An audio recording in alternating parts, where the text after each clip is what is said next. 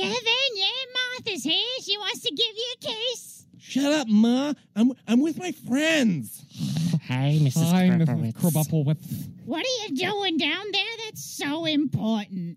Well, you see, let's to put it simply, Ma. It's time for Talkin' Nerdy, the nerdy talk show where I ask my guests to talk nerdy to me. Oh my.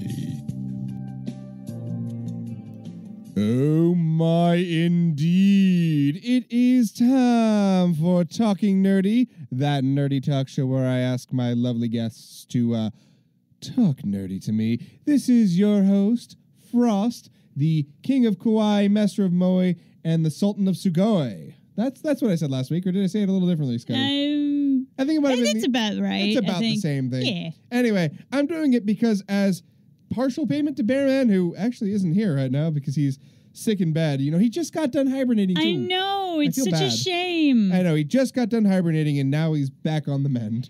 But anyway, I promised him I'd say it, so I guess now I'm saying it from now on, because... You only have to say it the one time. Yeah, but just to make him happy. Yeah. On his get well... Actually, that flowed better. I think last week I said King of Kauai, Sultan of Sugoi, and then Master of Moe. I think it flows better when I do King of Kauai, Master of Moe, Sultan of Sugoi. Yeah, it really kind of does. Yeah. Phenomenal. I'd say it's phenomenal. Yeah, it certainly is. I mean, it makes me sound like a total creep, but, you know, 6 of one, half of the other. Something like that, right? That's how it goes? Yeah. Anyway, we are having ourselves a wonderful night. At least I am. Yeah. I don't know about you, Scutty, but... by the way, I'm joined by Scutty tonight. Bearman would be here, but again, sick in bed, and he needs to get some rest, so...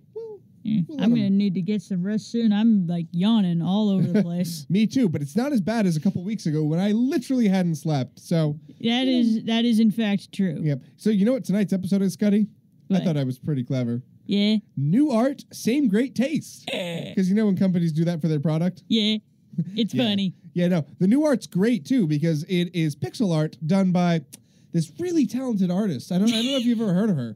Oh, she seems pretty. She's a local artist. Her name's Scutty, and she does some pretty awesome pixel art. And I don't know if you could tell, but yeah, no, I totally took the pixel art that Scutty did and made us some new advertising stuff. Yeah, that's because I made it for the advertising stuff. It's almost like we planned it that way. It's quite uncanny, actually. Yeah, but I promise you, it's still the same great taste. It's in there somewhere, I swear. Yeah, although they lied when it came to certain other products.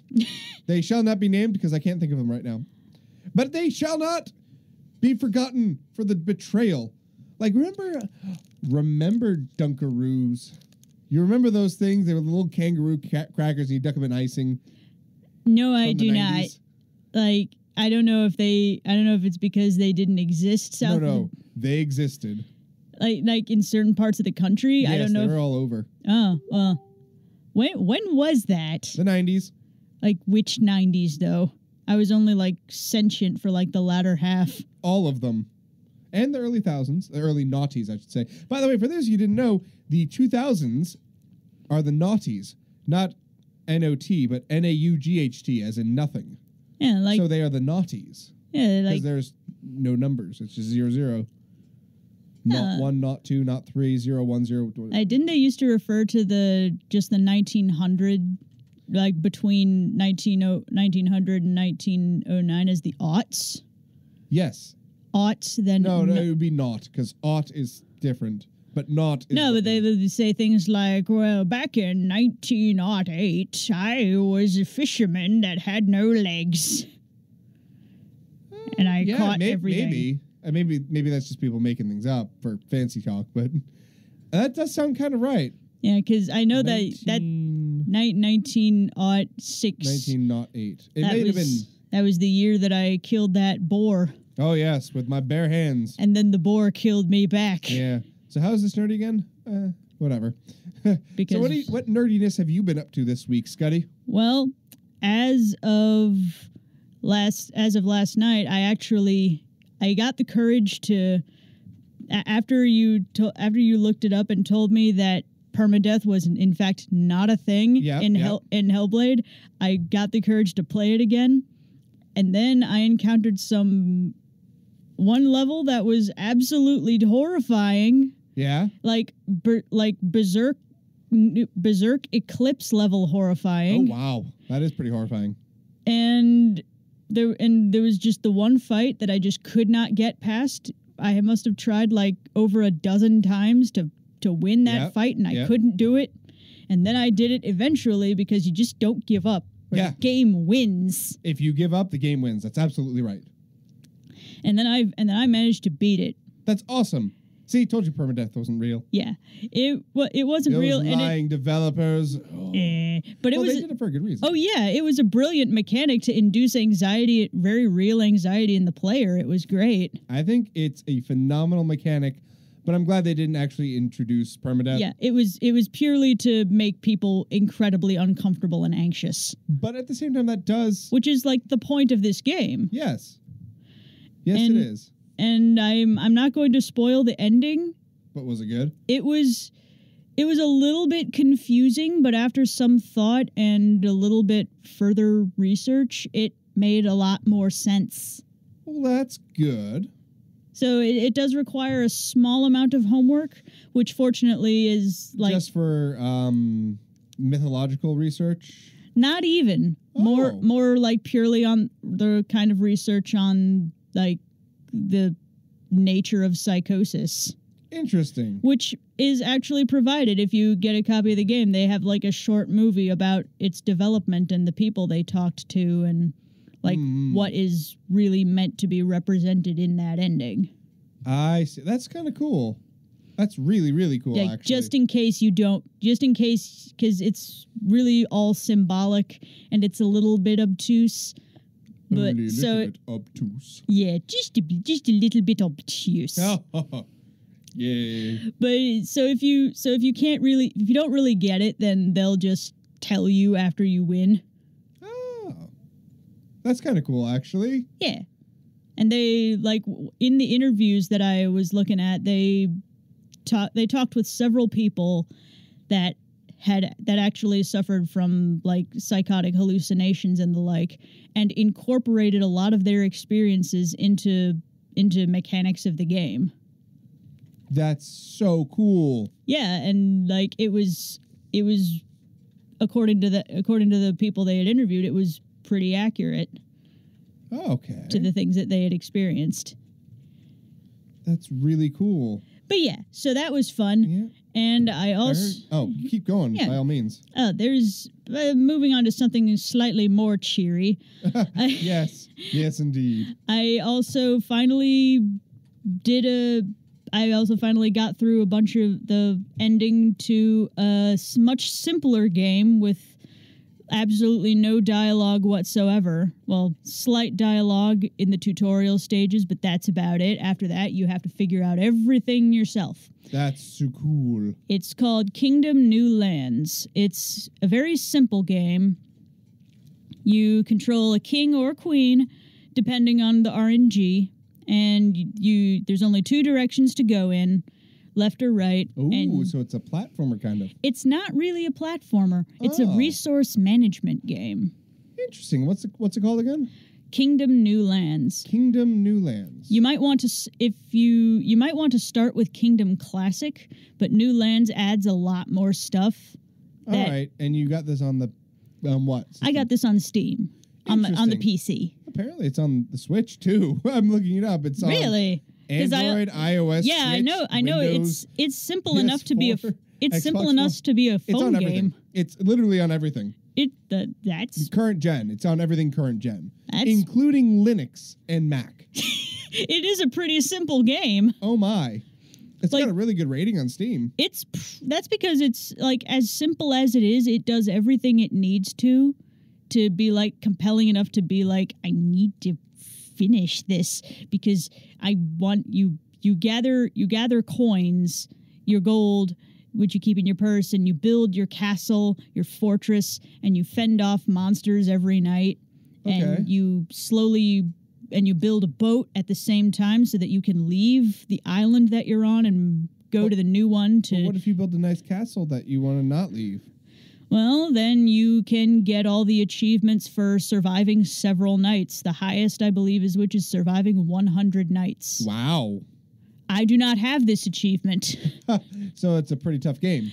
It gets harder. Every night you stay there, the more monsters come for you. So it's kind of like Minecraft in that the more nights the game has progressed, the harder the difficulty gets. Wait, that's a thing in Minecraft? It is. So the more nights you go, so especially on hard mode and hardcore mode. Yeah.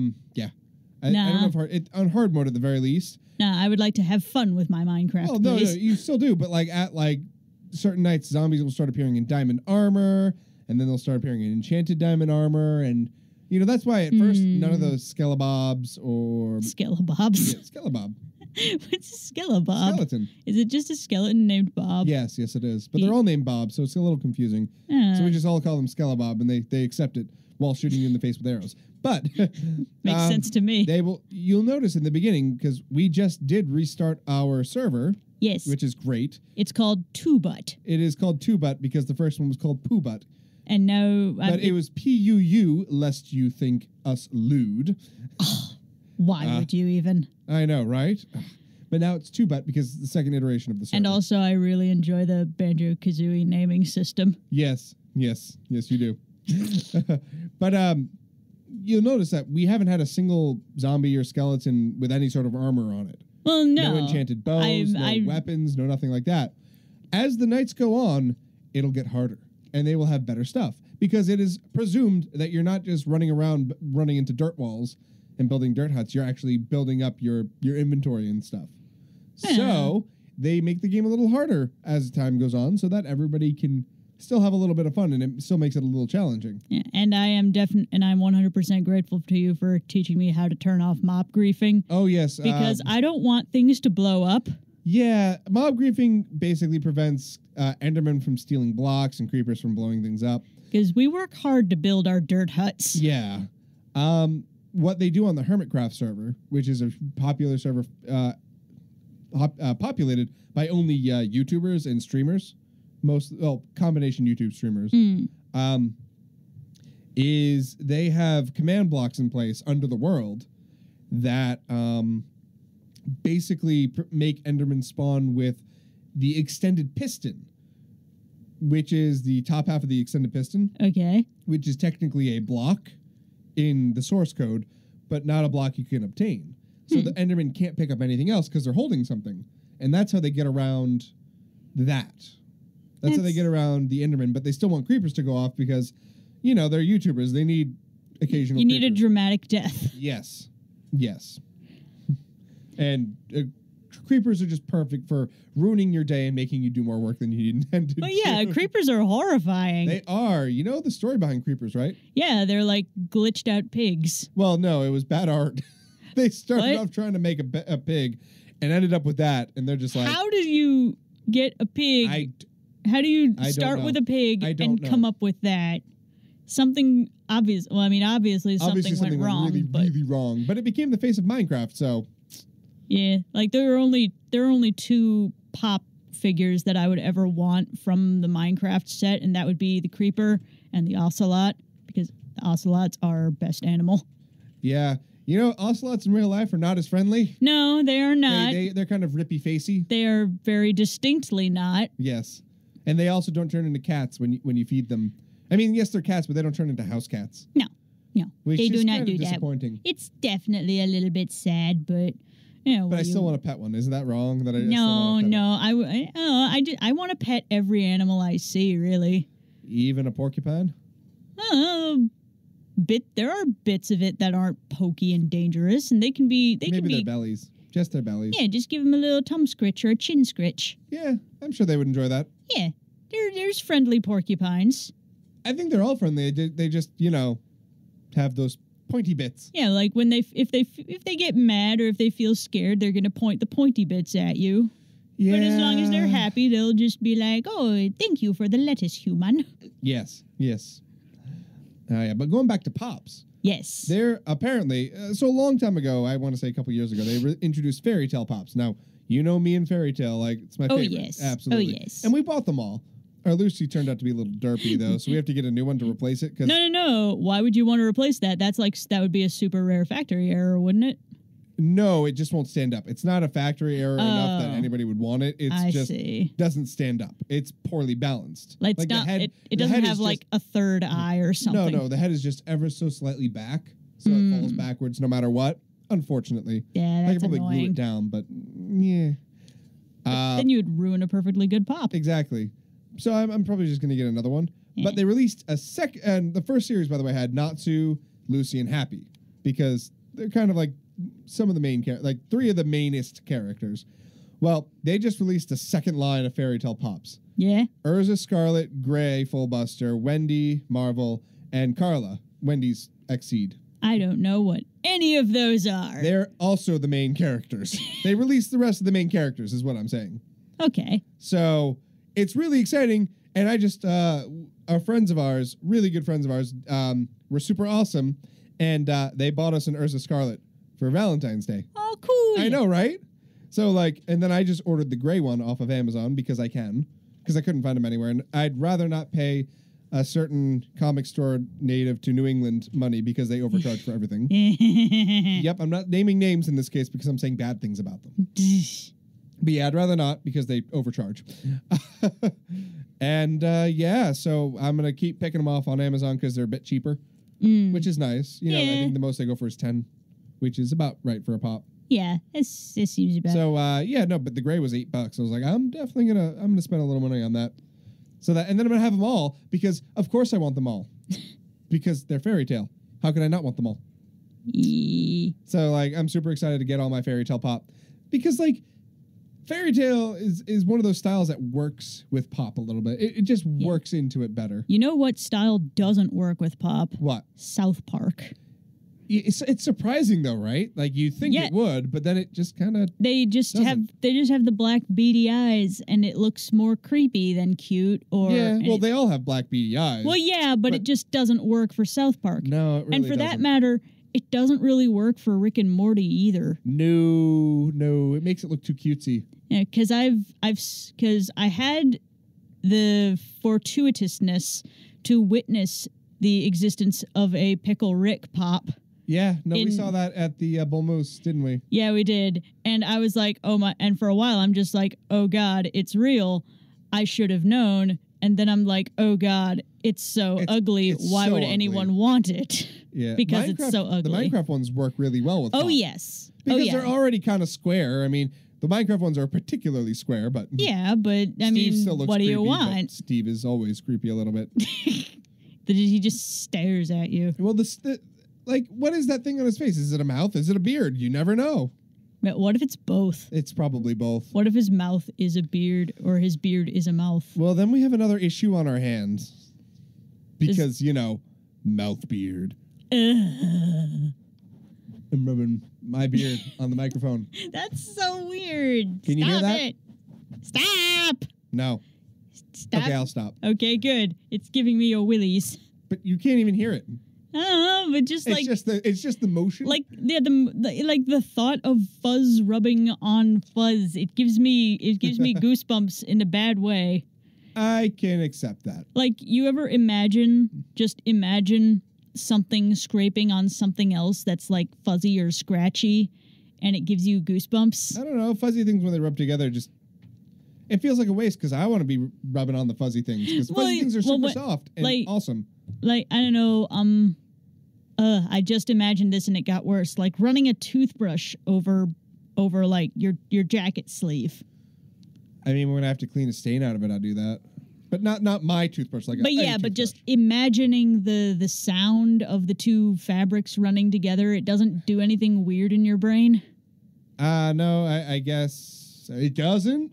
But, I mean, whatever. Like Velcro? Is Velcro one of those things? We're rubbing Velcro. Yeah, like rubbing Velcro over cloth. I don't know. That it's not meant to stick to. I fidget with so many things, like, at this point. Like, nails on the chalkboard is kind of the only thing that really gets me in the sound department. But that gets everybody. It does. It's just awful. But I don't know, like, just imagining two things rubbing that shouldn't be rubbing together, and then producing some kind of weird type of friction, I guess. Yeah, I think I understand where you're going with it. I understand the feeling you get. I don't know if that's just a neuroses I've got or what. I don't know. Everybody's got their own thing, so it's entirely possible. I don't know, though. I couldn't tell you. Because I've had that all my life, man. It's... I mean, there's always something that some people can't stand. Like, this is going to sound super weird. I love pizza. I love mac and cheese. I love all these cheesy things. That is absolutely strange. I cannot, for the life of me, stand cheese on sandwiches. You put cheese on my sandwich, I will not eat it. You put cheese on my bagel, oh, heavens help you. Like, I'm going to throw a fit. Like, it's, like, I won't eat it. It's something that, yeah. That's, of all the things to get weirded out about, just... It's not weirded out, I just don't like it. It's fundamentally icky for me. What is the cheese is on the pizza. It belongs there. It does. It very much does. Like, the cheese is in your eggs. I don't really put cheese on my eggs either. No, I mean, I do sometimes if it's like a specific omelet. Like, I make this thing where you take, I think I've told you about this. You take a piece of bread. Yeah, you told me this. Yeah. And then you make your little omelet in the center of the bread. I will put cheese in that because it helps hold things together. But like cheese on an egg sandwich? Nope. Can't do it. Won't do it. But like, what is it about sandwiches specifically that just irks you out about cheese? I don't know. I just don't think cheese belongs on a sandwich. But like, I know it does because cheese can really help a sandwich along. Oh, you put cheese in your burgers, right? No, I do not. You don't? Burger is a sandwich. I do not put it on there. Aha! So burger is a sandwich. I told you, Bear Man. I told you. He doesn't believe me when I say that a burger is a sandwich. Okay, there's an exception to that, though. I do stuff burgers. So I make a thing called a taco burger. That sounds amazing. I will make them for you and Bear Man sometime. Yay! Ow. Basically, it's a burger patty seasoned with taco meat. Ooh. Or taco seasoning, sorry. It's basically taco meat in a burger form. And on the inside, I put the shredded cheddar, the cheddar jack cheese. Yeah. And then I cook my burger. Wait, cheddar jack or? Yeah, cheddar jack. Okay. Cheddar and Monterey Jack mixed together. I thought you were like confusing it for pepper jack. No, not pepper jack. I don't like pepper jack. Yeah. Also, I'm very specific about the cheeses I like. Yeah. I'll get into that in a moment. Yeah. It's okay in small doses. Also okay in small doses, feta. Oh, I can't do feta. I like it specifically in gyros and always in small amounts. My wife just said, you better be making those taco burgers for me. I will. But, that's the only exception. Like, if it's in the burger, like in the meat, in that little pocket, I'm okay with it. If it's on top, nope, I won't do it. Not at all. And it's just like, why? It says, well, by the way, we have far left the nerdy kingdom for a little while. What's wrong with that?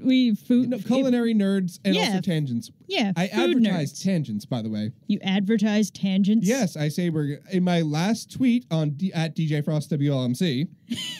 Speaking of tangent and advertise. Follow me. I said we're going to be talking about anime and comics and tangents. Of course, tangents. Because we always do. There will always be tangents. Yes, I will read it. Whoa! This was like an hour ago. Whoa, just 40 minutes until I get my nerd on. Join me and Scutty for tonight's episode of Talking Nerdy. We're going to talk about anime, comics, and all kinds of nerdy. And then tangents. Of course, tangents. Because tangents are what we do. Oh, yeah. We are the kings of tangents. We are the rulers of tangents. The SARS. No, that doesn't really work. Sultans. The tyrants of tangents. Tyrants, but even. No, that just means I have a big, huge, gross, weak spot that's very, very obvious sticking out of my chest. Yeah. No. We are the tangerines of tangents. Tangerines, not oranges, because orange is not here. But yes, tangerines. Although we will get orange back on the show. We will. We have to somehow. Yeah? Yeah, we have to. It's just kind of a requirement, don't you think? Yeah, that means you've got to make a new pixel. No, it's easy to make a pixel dude of an orange with headphones. That's and also glasses. very true. We've done it before. We'll do it again.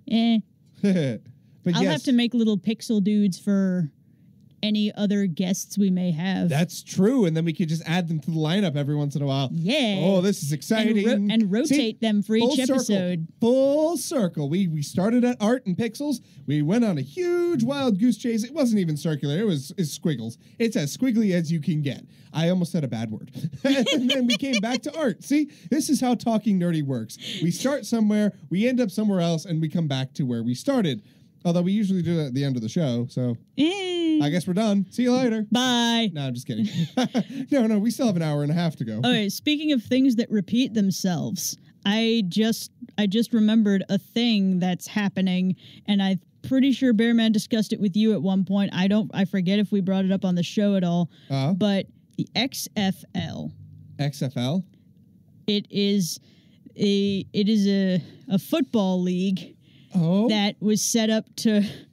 I know we don't do sports ball here. No, I'm intrigued. Go on. But the reason it's nerdy is because this is a football league owned by Vince McMahon. Oh gosh. AKA the man who owns the WWE, AKA AKA essentially all of professional wrestling in the US. Yeah. Wasn't there the WWF at some point? Or am I thinking of something completely different? I don't know. Bearman will tell me later. Yeah, there are very numerous distinctions. Like the entire thing is a real life soap opera. It's pretty nuts. It's such a soap opera. It's insane and wonderful. But at some point in the past, it's a soap opera full of big sweaty dudes. Yes, and I won't get into some of the other weirder stuff. Yeah, but. The point being, at some point in 1999, Vince McMahon wanted a football league. So he gave himself a football league. And the draw was that there would be fewer contact rules. So you could do whatever you wanted on the field. I guess. Something like that. Last? It was expected to be more violent, therefore extreme because late 90s. Yeah. How long did that last? Not long at all, I don't think. I don't think it even lasted a year, if my memory is working properly. It didn't even last a year, but the thing is, he's trying to bring it back. Oh dear. There's going to be more crash ball. Yeah. And I call it crash ball because people crashing into each other and giving each other injuries similar to car crashes. Uh-huh. It lasted less than a year. I knew it. It lasted one season. Yep, one season. And there were only 2 real teams. And barely anybody showed up to it. Because I don't know, it was supposed to be the thing that rivals the monopoly of the NFL, and it didn't work at all. The guy who holds the monopoly on professional wrestling is challenged the people who own monopolies on sport ball. I don't know. I don't know what was expected to happen. I don't either, but But it's supposed to be coming back this year. I hope it doesn't. Everyone hopes it doesn't, but it looks like it's gonna happen at some point. They lost $35 million on the deal. There's literally no reason it should ever be brought back. No, sorry. The WWF and NBC both lost $35 million for a total of $70 million lost on this ordeal. Why does he want it back? He failed the first time by $70 million. Because he likes seeing big muscly men ram into each other and give each other concussions. I see. It's pretty much pure blood sport, and only the injuries that happen aren't because of accidents. Uh-huh. I don't know. I just felt like this was a thing worth mentioning because extreme football. Oh, yeah. I remember there was a game back in the 90s called Blitz football. Yeah. Or Blitz or something. I think but not Blitzball. No, Blitz. Blitzball, that's some Final Football. Fantasy X territory. Blitz gridiron football. It was... No, not that. No, I forget what it was called. Was it called Blitz? I don't know. Football game. Freaking... it was called... Oh, I think there's a few modern ones, but... Wow, the most recent one was on the PS3. Huh. NFL Blitz. That's what it was called. First came out in 97. Yeah. Whoa. And it was literally what you're describing. you just beat the ever-living you-know-what out of everybody. And that was the entire game. And it was great. Like the ball stops being important, so you can just keep punching the guy in his helmet. Oh yeah, no, with your bare fist. You could carry somebody across the field and slam them down into the end zone if you wanted. I'm pretty it was so over the top ridiculous. Does that count as a touchdown? I don't remember, but probably. That's pretty insane. Mm-hmm. Well, that's my kind of sports ball game.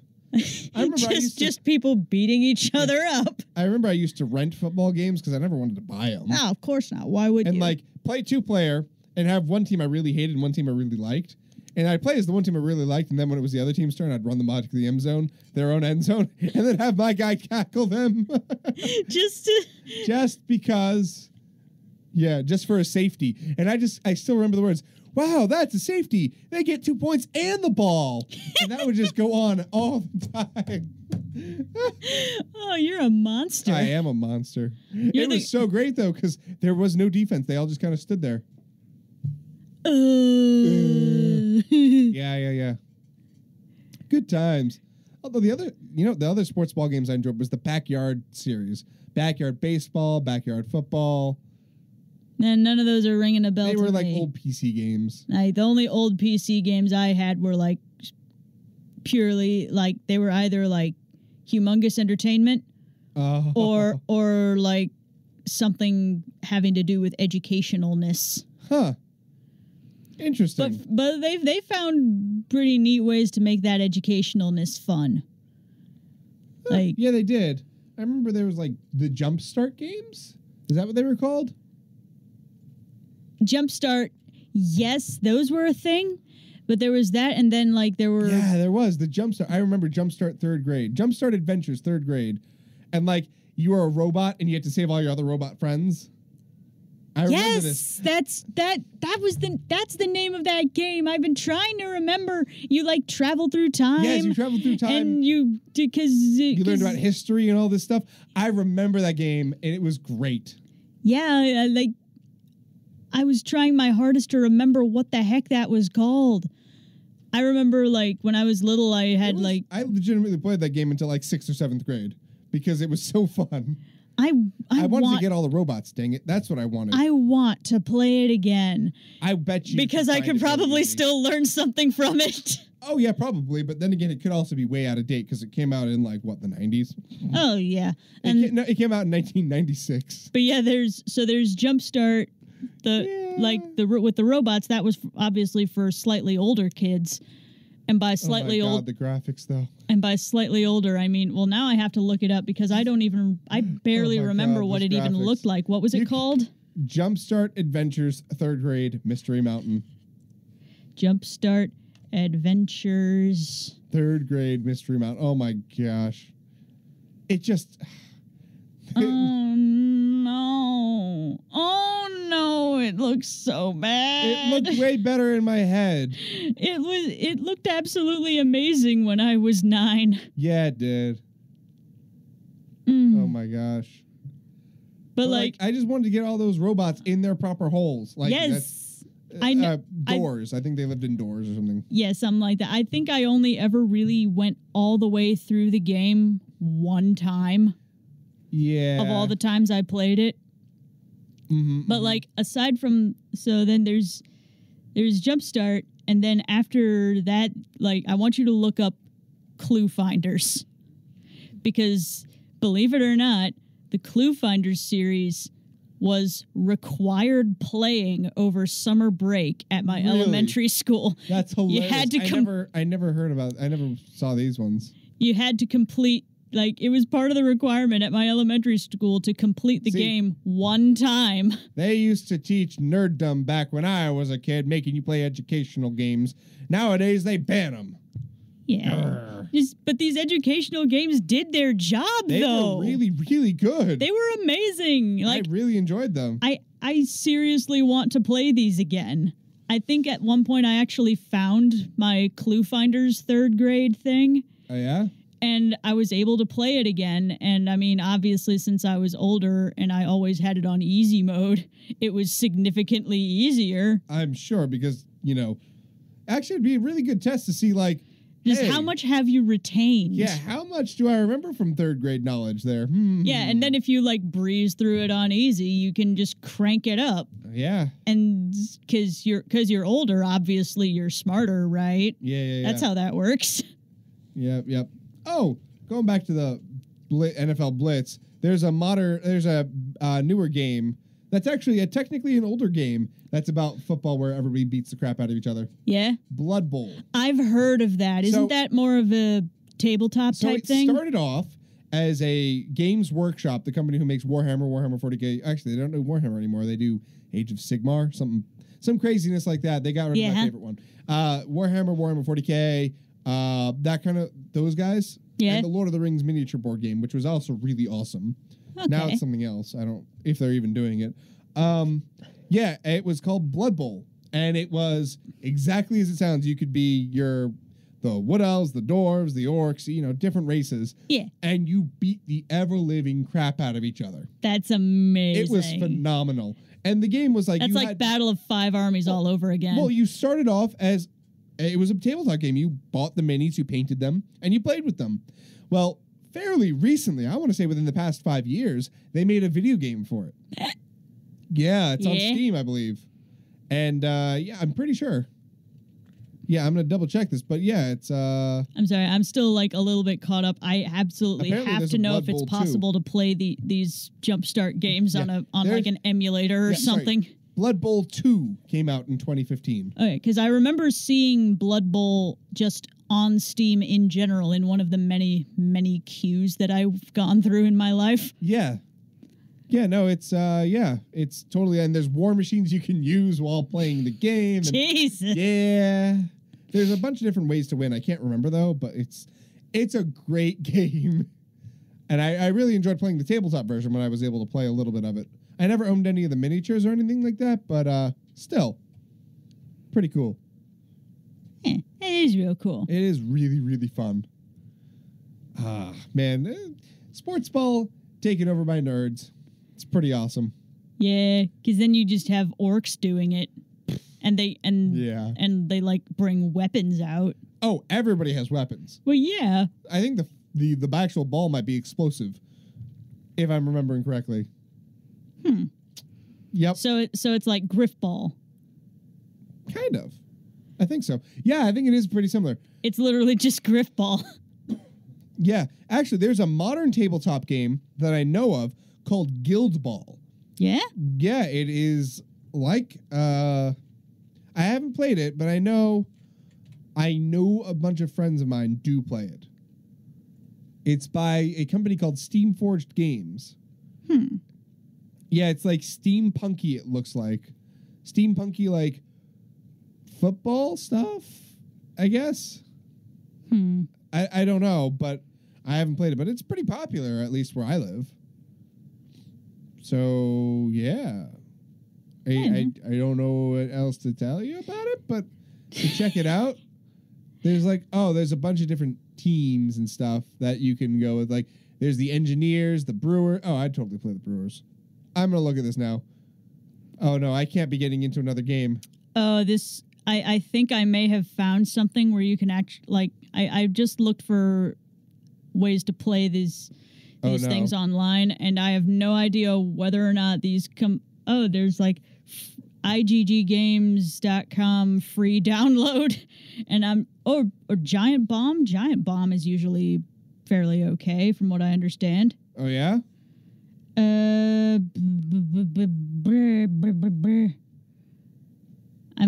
think I've used it at least once before. Oh, it's just a wiki, thing?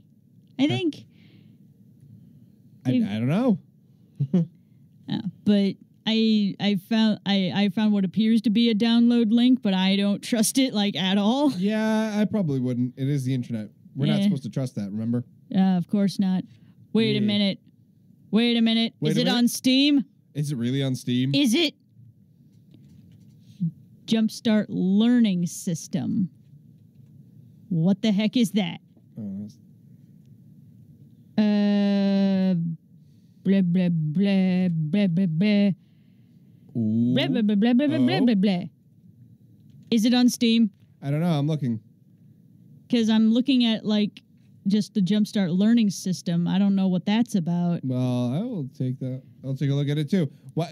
It This must be amazing. It starts from toddlers to kindergarten, and like Jesus. Oh, it's just like a guide for each thing. Interesting. Sort of. I don't think it's on Steam. I can't find it myself. All right. But that's okay. Now that we've wasted all these nice folks' times. No, that's not a freaking waste. These are like they are childhood relics. They're not just childhood relics. They are edutainment relics that I'm willing. Edutainment relics, even. I am willing to put money on the fact that that a lot of these games are still could still be relevant today in classrooms. They could be if the graphics were better. Well, I mean, they need a little bit of tuning up, but then again, what game from the 90s doesn't? Some of them don't. I'd still play Legend of Zelda: Ocarina of Time, no problem, hands down. Oh yeah, well that's one thing. Yeah, for sure. If it's like something that's already next to flawless, then yeah.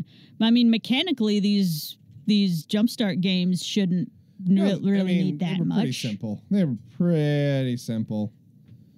I think the games that still are relevant are the pixel games, because pixels never not pixel, I guess. I mean, you're not going to increase the art on a pixel, the graphics on the pixels. Nah. I mean, like some of the things that I'm looking at here, like, claim that these games are like the highest quality edutainment outside of Oregon Trail. Oregon Trail, a game that shouldn't be played by children, but it teaches them the harsh reality of the Oregon Trail. Because people die. Of dysentery. A lot. All the time. All the time. All right, now I'm just going to look for an emulator, because I'm desperate for this thing now. I have to have it. We've created a mad woman. It's never going to stop. Never. Can't stop, won't stop. Do a twist and stop. Have I in fact found an emulator? I don't know. I don't know why you need to. Well, I guess it might not run on modern operating systems. No, it was like freaking for what you had for Windows 31. No, it was for like Windows 95, maybe 2000. I don't know what the heck I'm looking at it there. It might be on Windows. No, it came out in the 90s. It's got to be on 95. Because it came out, 96, right? That's what I said? Yeah. So it runs on Windows 95. I'm just going to be obsessing over this forever now. I am not sorry.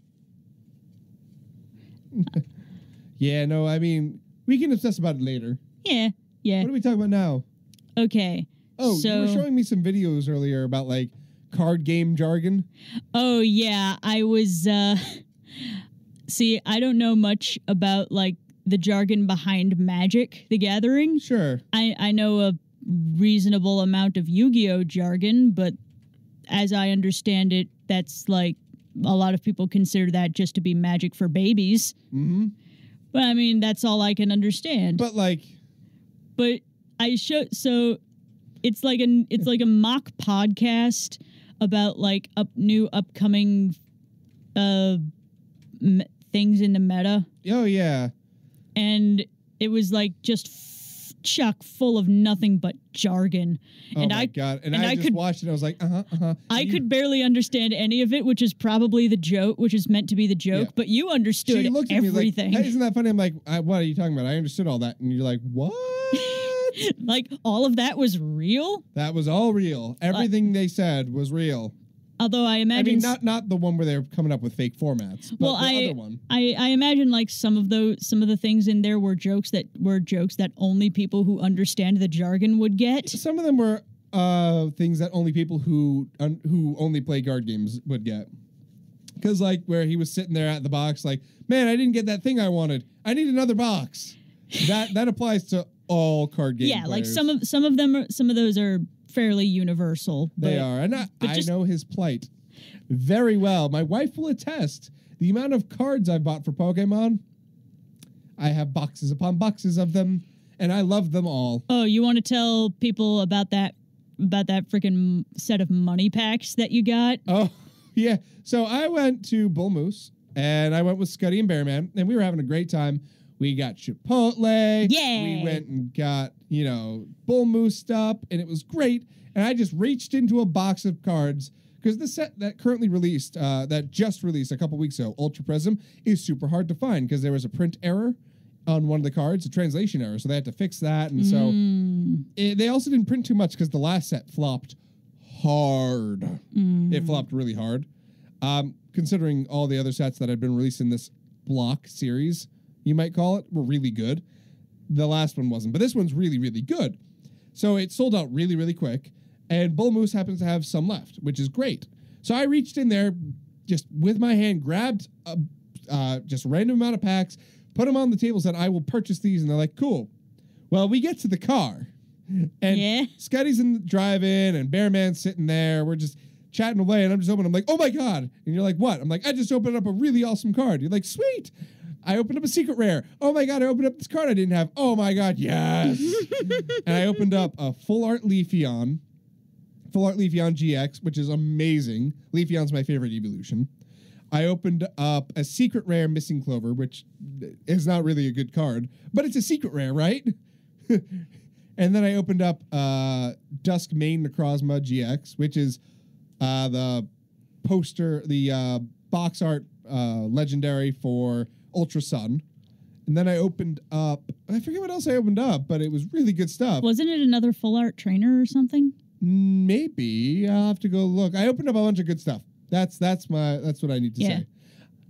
Yeah, I think it I think that you said the total that you had came to. Yeah, so I got an ultra prism card. I got a super boost energy prism card, which is a new type of card that they just introduced, which you can only have one of each prism card per deck. And if it goes to the discard, it actually goes to the lost zone. Think Exile for other card games. And I got one of those, and I spent like $12 on the packs, maybe 14, right? It's about $14 on the packs. No, it's 15. It was like $3 a pack. Yeah, it was $3 a pack, which is great. Great price on them. But the total of the cards that I'd gotten at current prices, which are a little high, a little inflated because of the lack of product out there, it totaled out to $40 in singles that I'd gotten. So I got like a 300% increase on my value, 200 to 300% increase depending on, the prices. So yeah, you I did well. You sell those and you get triple the amount of packs next time. No, I'm not selling them. I'm trying to collect that entire set. Remember, I'm a horrible collector, and my wife knows it. Yeah. And that's why I'm only allowed to have one card game I'm playing that isn't a Japanese card game like Weiss Schwartz or Luck and Logic. Although I'm only allowed to continue one of those, which I chose Weiss Schwartz because it's an anime card game. Super fun. Yeah. And I could talk about that later or now, whenever. But I also have a deck I've been working on for Pokemon. Just a fun deck. I don't really care about the ultra competitive decks. I just want to have fun playing. And Who wants to be ultra competitive anyway? Some people, and I do enjoy watching some competitive stuff. I mean, as long if you don't want it to consume your life, because I understand, like, it's hard to make a career out of that. Yeah. Not impossible. No, just very, very hard. It's kind of a supplemental thing. You don't do it full time. Nah. Most people don't anyway. But anyway, I love this little deck. I built it on the online trading thing, Pokemon Trading Card Game Online, or PTCGO. Yeah, it's easier to say that way. So yeah, I built this deck, and I've been having a lot of fun playing it online, but I really want to play with people because the RNG, or the random number generation, basically the randomization of the cards, tends to screw me over a lot. I believe that. It's happened a few times where I've drawn absolutely nothing. I've got like 15 energy in the deck. 15 energy, which is like the basic thing, and I hadn't drawn one. I 6, 7, 8 turns in, I hadn't drawn an energy. Okay, so it's statistically highly unlikely. I actually don't know how to play the Pokemon TCG. So explain to me how you summon anything. You don't summon things. So it's kind of like playing Pokemon. You start out with an active Pokemon, basically the Pokemon that's out in battle if you're playing the games. And then you have your bench, which can have up to 5 because you can only have 6 Pokemon on you at any one time. And you put your active Pokemon out, and it has to be a basic. So an Eevee, for instance. You can't put a Leafeon down straight away. You have to evolve into that Leafeon. And you can put down a Bulbasaur, an Execute. The exception are I'll get to later, but the exception is an EX, which is a super special card. They don't make EXs anymore. They've moved on to GXs, which you have to evolve into because it's a little bit more fair, but they're like the most powerful cards. They do the most cool things. Okay, so you put everybody starts and they get their hand, and if they have a basic Pokemon in there, they put it in the active position face down. Okay, so you have only 6, but do those 6 include the evolutions? No, so you can only have 6 out on the field at a time. But in your deck, like in the deck I made, I've got 20 Pokemon total, including evolutions. Okay. So I'm running a 2-2 Eevee Leafeon line. So 2 Eevees, 2 Leafeons. I'm running a 3-2-2 Bulbasaur, Ivysaur, Venusaur line. Okay. And a 4-3 Executor, Alolan Executor line. And the deck basically works around this Alolan Executor. And I'll tell you why in a moment. And then I've also got a Shining Genesect. Okay. Which is Shiny Genesect. And it came out in the Shining Legend set, which also works with the mechanics that I will talk to you about. So my ideal starting play is pop down an Eevee and an Execute or a Bulbasaur on the bench. Now, you remember the full art trainer I got the first time we went and bought packs? Yes. The Pokemon Fan Club. Well, then I would play that to get 2 cards from my deck, basic Pokemon, into my hand. Put them down. Attach a Grass Energy to Eevee. Now, the Eevee I play has an ability, which, like a normal Pokemon in the games, the ability, some Pokemon have them, some Pokemon don't, although in the Pokemon games, all of them do. But this Eevee says when you attach an energy to it, a basic energy, so if I attach a Grass Energy to Eevee, I can search my deck for a Leafeon and put it on that Eevee. Okay. Which you're normally not allowed to evolve or attack on your first turn. Although the second player can attack because they go second. They need some little bit of an advantage.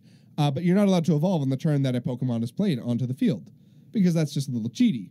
Unless you have a thing that lets you do that. There used to be a card called Forest of Giant Plants. Now, this card was a stadium card, meaning it stays in play. It's like a field card in Yu-Gi-Oh! Okay. So, it's banned now, and it's stated all your grass or leaf Pokemon, I think it's grass or leaf, I don't know the terminology, can evolve on the turn they're played and on the first turn. That got broken real fast. I believe you. Yeah, that's why it got banned. Okay. But so I have my Leafeon, and Leafeon has, in the Z moves from the newest games a Z move can only be used once per battle. Well, Pokemon GX have a GX attack. You can only use 1 GX total per game. Leafeon's GX attack states that you can search your deck for a Pokemon that evolves from each of your bench basic Pokemon and put it on that card. So my turn 1 play, if I go second, is Eevee, Energy, GX attack. Then my Execute gets evolved, my Bulbasaur gets evolved, and whatever else I've got on the bench gets evolved. Mostly a bunch of Executes. Because the Bulbasaur evolves into a Venusaur, and this Venusaur has an ability. What, no Ivysaur? Oh, no. Ivysaur too, but there's a card called Rare Candy, where if you have the third stage in your hand and Rare Candy, you play it, and you can put that second stage on that basic Pokemon. All right. So, I want to get to the Venusaur as fast as possible. Because the Venusaur has an ability, all your leaf energy counts for 2. Alolan Executor has an attack, as well as Shining Genesect. But Alolan Executor is the meat of the deck. Okay. That says, do 20 damage times the number of energy attached to this Pokemon to one of your opponent's Pokemon. So, normally you're only allowed to attack the active, but Alolan Executor can attack the bench too. Oh, no. So, for 2 grass energy, it's only a 1 grass energy attack, but that 1 grass energy with a Venusaur is 2. If I put 2, that's 4. If I put 3, it's 6, and so on and so forth. And it builds up. So if I've got 4 grass energy on, that's 8 energy, quote unquote, times 20, that's 160 damage to something. Oh, no. So it snowballs. If they ignore it, it snowballs. Of course, everybody's smart enough to know what it does. But, it's still it's the thought that counts. Yeah. But there's other alternatives. So the Leafeon also has an ability that states if this Pokemon is your active Pokemon, you can heal 50 damage from any of your Pokemon that has a grass energy attached to it. So I basically put an item on that Leafeon called a Float Stone, which lets it retreat for free. Okay. And I throw it out there when I need to heal damage off of my Pokemon that are hurt, that have grass energy, and swap it out for free. So That's there's a pretty lot of cool. nuances that go into the deck, and each of the cards in the deck can do something. So it's not like there's not a Pokemon that's wasted. And there's cards called supporters, which, like the Pokemon Fan Club, you do something really good, but you can only use one supporter per turn, period. So, like, there's Cynthia is an awesome supporter. It's like a $4 uncommon right now. And what it does is it takes your hand and shuffles it into your deck and draws you 6 new cards, no matter what. There's a card called Professor Sycamore and other professors that you discard your hand and draw 7. So there's a really big downside to doing that. With Cynthia, you shuffle in, but you draw 1 less. But you're not losing by decking yourself by throwing things that you could potentially need onto your discard. So, like, say you have a Prism card in your hand and you don't want to lose that. If you were to discard that, it would go away forever. But with Cynthia, it goes right back in your deck, so you're not losing that. Nice. So it's become it's a $4 uncommon, it's a $7 reverse holo uncommon, and a $75 full art. There's a full art card of Cynthia. It looks amazing. Now, for the record, I really love Cynthia. She's my Pokemon waifu. Gee, I couldn't tell. I know, she's awesome. She's just so awesome. Phenomenal. She's just the best champion ever. That's what I was looking for. I know you were looking for the phenomenal. But anyway, her full art card is super cool. It's like her doing something really like an action pose. And it's $75 because everybody wants it. Because A, everybody always wants a full art card because they're really cool. B, it's super shiny. C, it's textured. And D, it's friggin' Cynthia. Like, everybody's waifu. Collectors want it. Players want it because it's a really good card. And just, that makes the market go up for it. I'm going to double check the price, but last I checked, it was $75. Jesus. Yeah. I just nerded out super hard over Pokemon cards. It is $75 still. Jeez. Yep. So when the first set first came out, it was $90. Oh God. It dropped a little bit because more of them have gotten out, but yeah, it's basically her sticking out her finger and like the pointing thing, but the Japanese way where your thumb's out as well. Yeah. And she's looking at you like, I'm about to mess your stuff up. Except she's not because it doesn't screw with the opponent, but it's good. Oh, in the YouTube chat, which I've been ignoring for far too long. I apologize, guys. I've been nerding out over here. There's hashtag support Scutty. Which, yay, hashtag support Scutty in her art. Yay. And also hashtag RNG. But like RNGEEs, like G's. RNGs. I love it. You guys are awesome. But All hail RN Jesus. Oh, yes. All pray to RN Jesus for goodness. And if you don't, RN Jesus will smite thee with bad generations. It's just the world we live in. It is. It is. People who play video games know to pray to RNG. Oh, yes. Although when I play Pokemon, I pray to Arceus. Because Arceus is the god of Pokemon. Okay. Now we have to get into the debate over name pronunciation. It is Arceus. Based on the Japanese. So the way based on the Japanese, but the way it's spelled... It could go either way. The way it's spelled, I've always figured it was pronounced Arceus. It's Arceus or Arceus.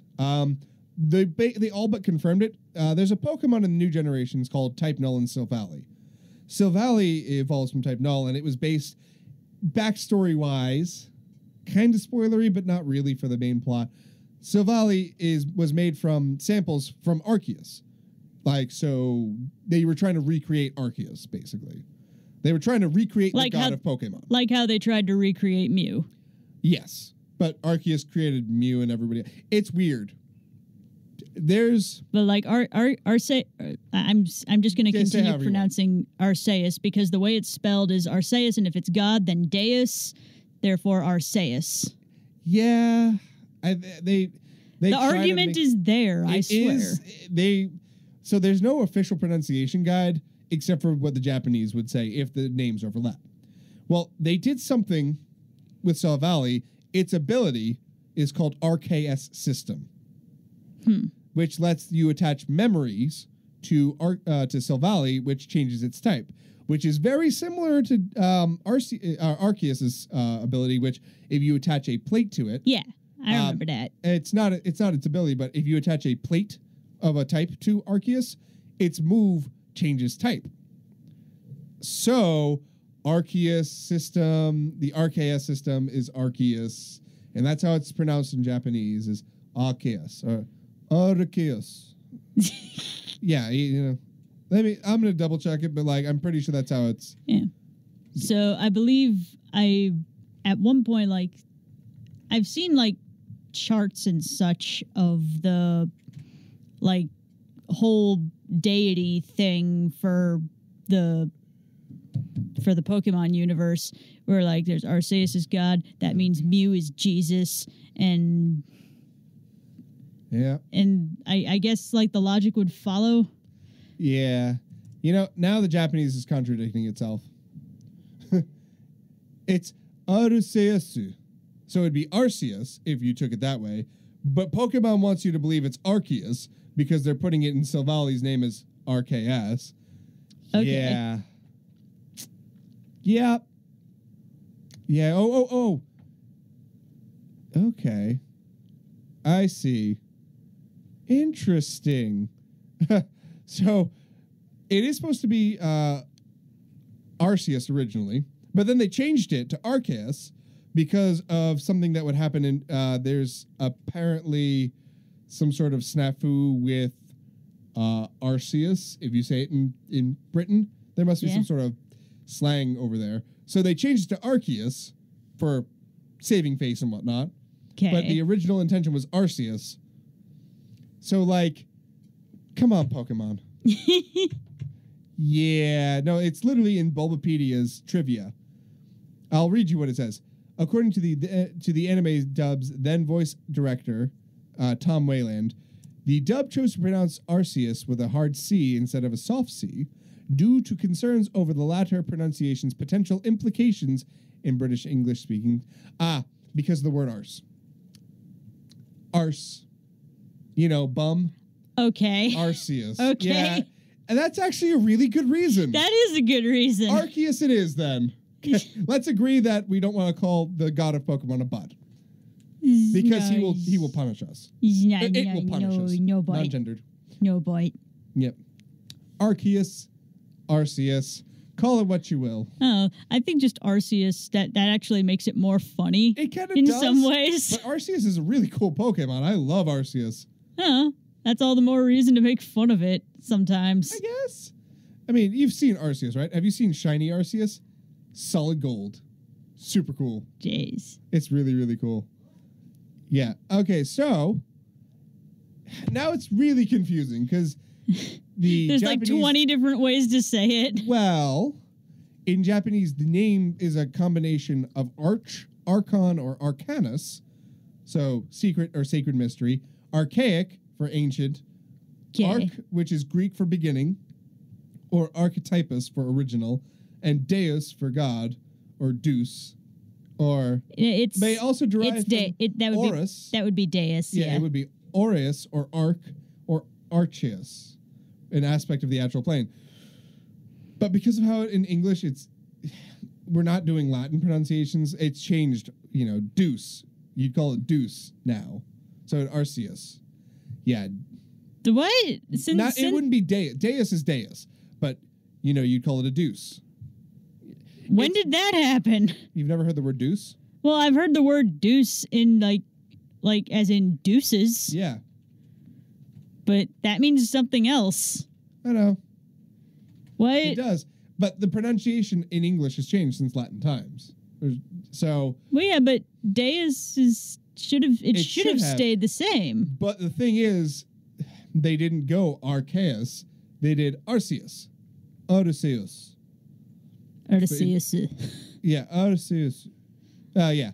Because, in Japanese, the su, which is one of the characters, can either mean su or s, because they cut off the u because they need to. Yeah, that actually gave me an awful lot of trouble when I was learning Japanese, because it depends on the word. Because because I would watch Yu Yu Hakusho before I took the Japanese course. That must have confused the ever-living. Like I actually like read the books first, and so I was like Yusuke.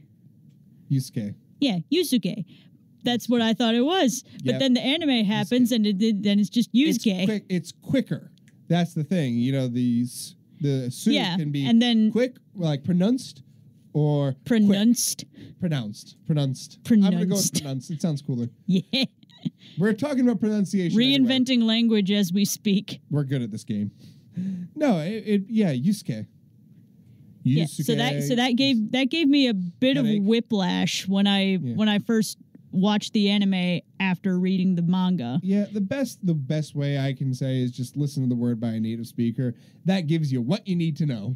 Yeah, but like after I actually took Japanese courses, it made more sense. Yeah, I'm still looking for a good Japanese course, but there really aren't anywhere I live. It's unfortunate. Yeah, I'd love to learn Japanese. I've got the Rosetta Stone for it, but Rosetta Stone, I've been told, isn't that reliable. It's fairly reliable for your basic stuff, but I actually have a game on Steam that I got specifically to keep my Japanese like writing understanding skills sharp. The kanas.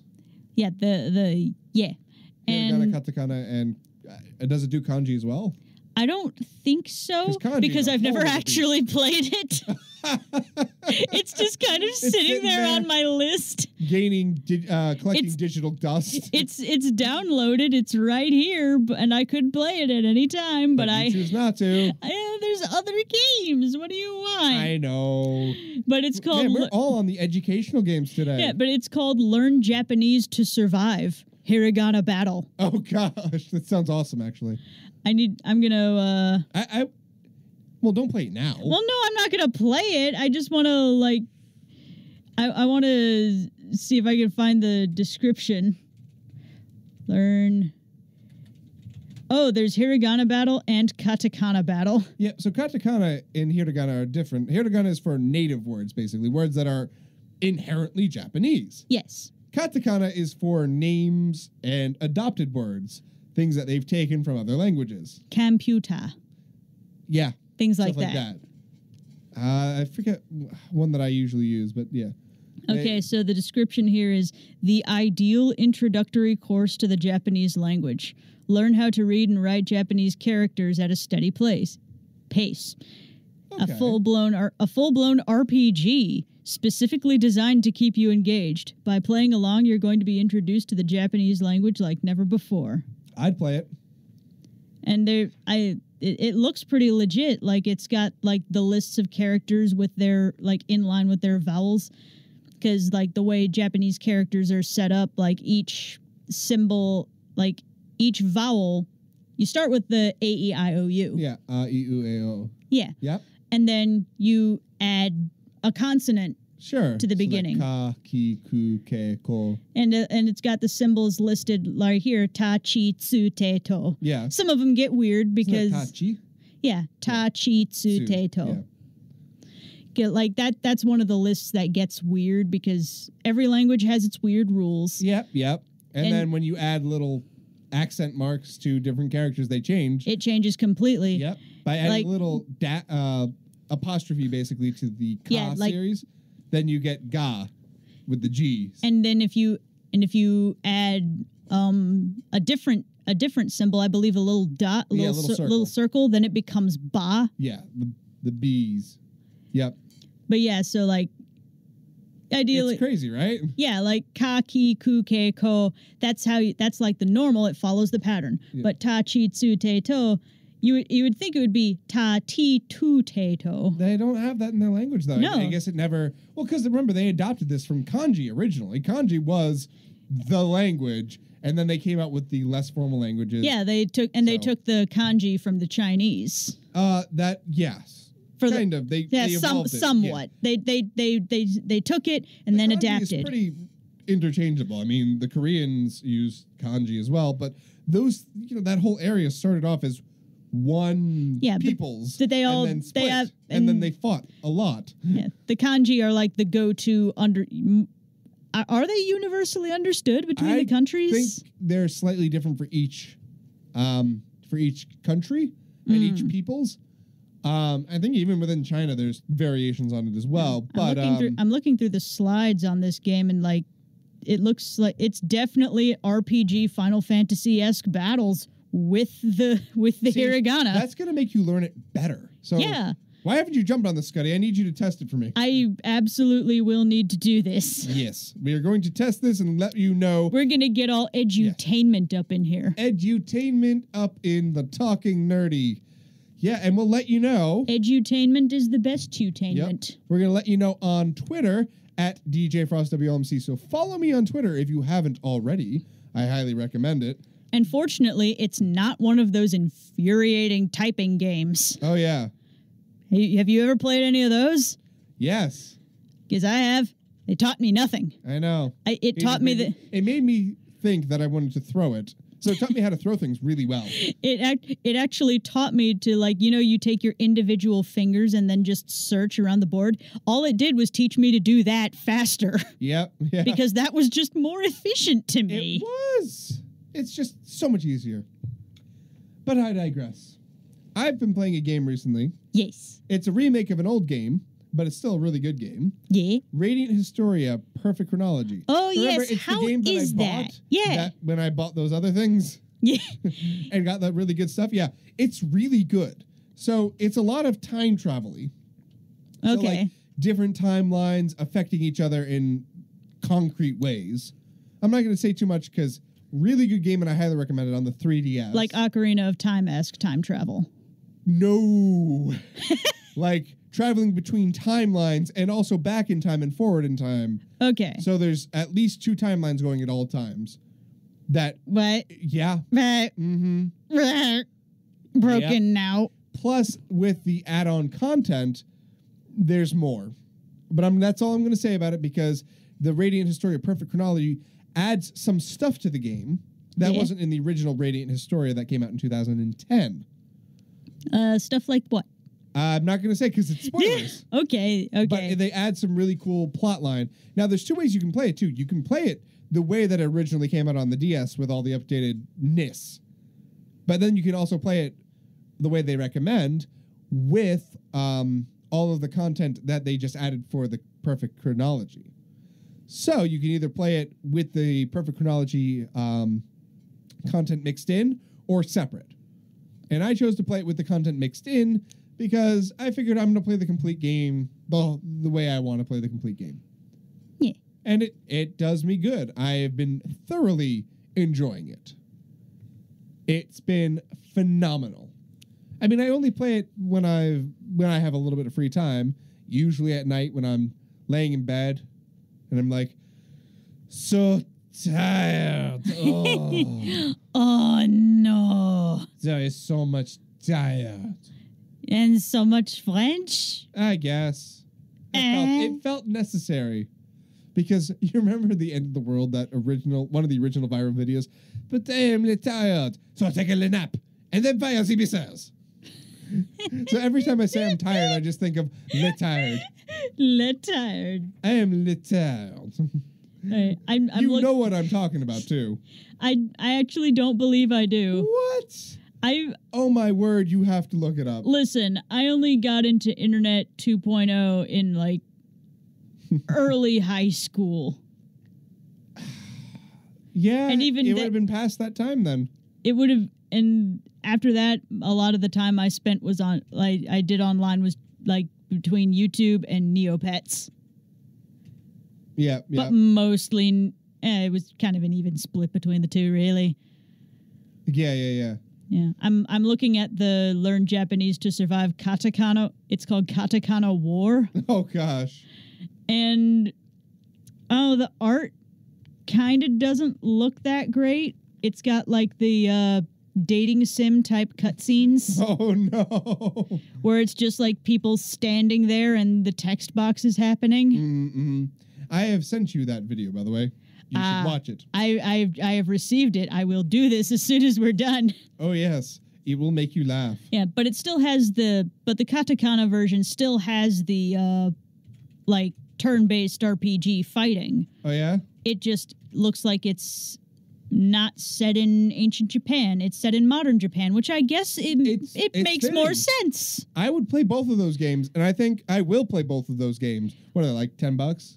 Less, actually, like Really? $7. Ooh, And I will that's- play these games. And that's without discounts. Oh, wait for a Steam sale. Buy them, play them, learn.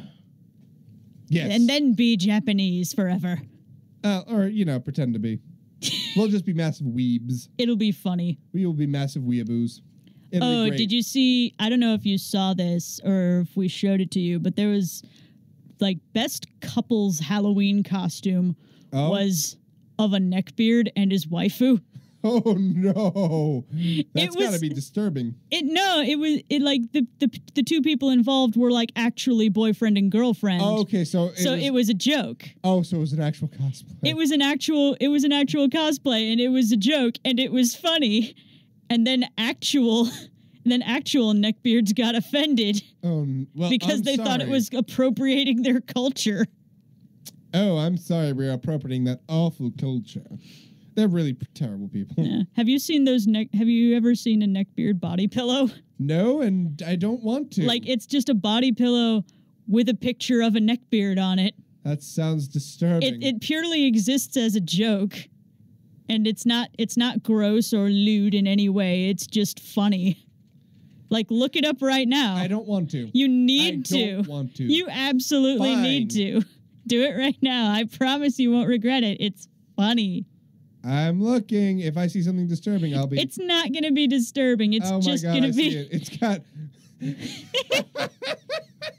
I told you it'd be worth it. It's got... Oh, milady. Yeah.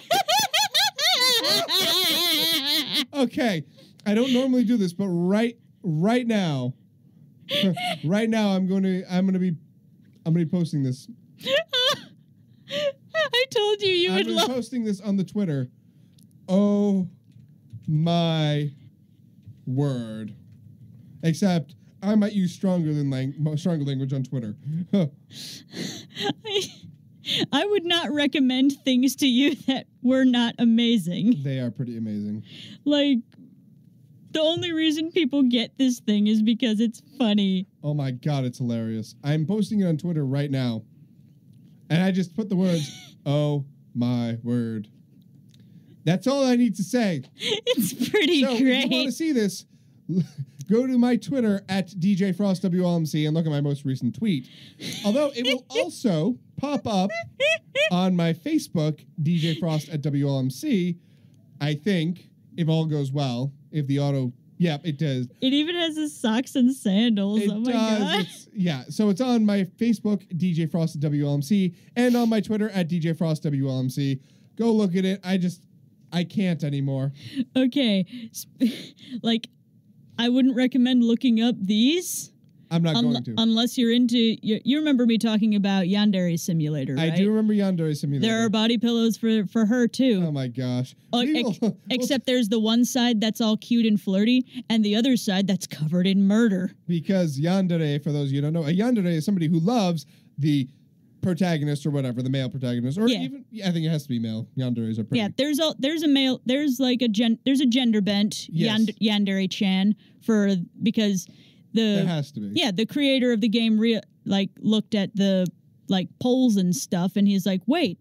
Most of my fan base is female. Maybe they don't want a female body pillow, so I'll make Yandere-kun. Yeah, Yandere-kun. But with the same one flirty side and one murder side. A yandere is somebody who loves their love so much. Their senpai. Their not necessarily senpai. Their person, whoever they love the most, so much they will murder everybody else who gets close to them, even if they're not dating, even if they have no shot with them.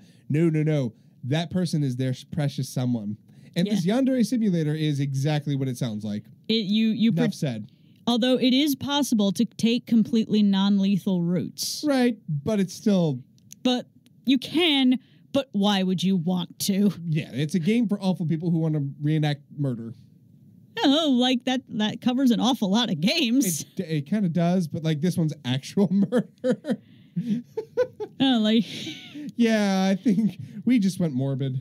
super morbid. No, but it's like, It's a thing. no, there's some ways there's a lot in it that's actually quite funny. It is. Their And you know school what? their school is called Academy High. Yeah. You know what we should talk about? What? We should talk about that on the NSFW YouTube only episode of Talking Nerdy. Ooh, I know I've brought it up on the show before in the past, but Yes. if I But wanted we to could go talk into, about it in depth on this NSFW. Which yes, means not safe for work. We are planning it. It won't happen this weekend. Maybe next weekend. Aw, We're working on sadness. this. It's going to be great. And it'll probably be an upload to YouTube rather than extreme because we're going to age lock it. Because we're not awful people, No, pretty much. no. I mean, we are awful people, but we're not that awful. This depends on what your We're gonna talk about some definition really of messed up awful stuff. is. We're probably going to talk about messed up stuff. I mean, There's- Bearman's going to be there. Oh, yeah, but Yeah, yeah. Just Bearman's going to be there. We know what that means. The folks at home and there's going to be are no, going to know what that and there's means. going to be nothing holding him back this time. Nothing at all. For that matter, there'll be nothing holding me back neither. So No, nor I. But yeah, it's yeah, we're going to talk about great things. So keep an eye on the Talking Nerdy YouTube channel for that. yeah, it's going to be so fun. It's going to be so great. We're also going to not limit our language.